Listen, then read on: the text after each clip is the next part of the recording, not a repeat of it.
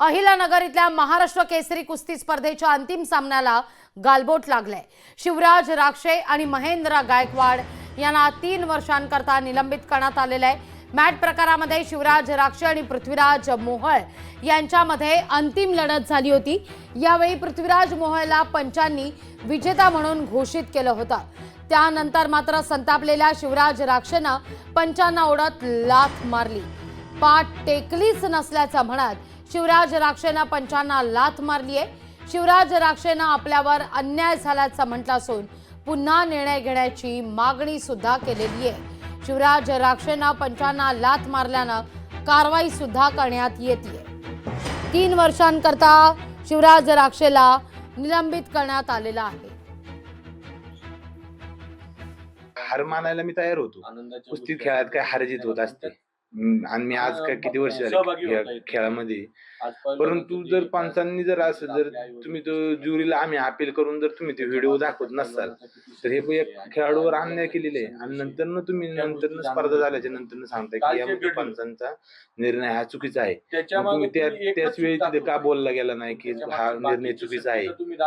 एका खेळाडूवर हा अन्याय होते आणि खेळाडूचे नुकसान होते ना याच्यामुळे। महाराष्ट्र केसरी स्पर्धा नुकतीच अहिल्यानगर येथे पार पडलेली आहे आणि या कुस्ती दरम्यान काय प्रकार घडला हा संपूर्ण महाराष्ट्राने पाहिलेला आहे।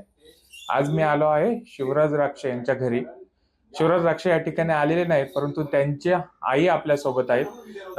आई, मला सांगा, तुम्ही कुस्ती पाहिली, नक्की काय घडलेलं तुम्ही पाहिलं, काय सांगा? चुकी माझ्या मुलाची नव्हतीच, फक्त माझा मुलगा काय म्हणला की आम्हाला परत रिप्लाय दाखवा, एवढा त्यांनी गोंधळ केला। रिप्लाय दाखवा तर रिप्लाय यांनी दाखवायला लागत होता पंचांनी। रिप्लाय दाखवला असता तर मुलांनी कशाला काय गोंधळ केला असता? आदल्या दिवशी पण कुस्ती करायला जात आणि तुम्ही शिवीगाळी करताय पंच। मग असा पंचांचा निर्णय यांच्या मनमानीच आहे का सगळं? मग पंचांवर पण काहीतरी गुन्हा होऊ द्या ना। माझ्या मुलाला निलंबित करण्याचं कामच काय आहे यांचं लगेच ना? का असा माझ्या मुलाने आरोप का गुन्हा काय केलाय एवढा?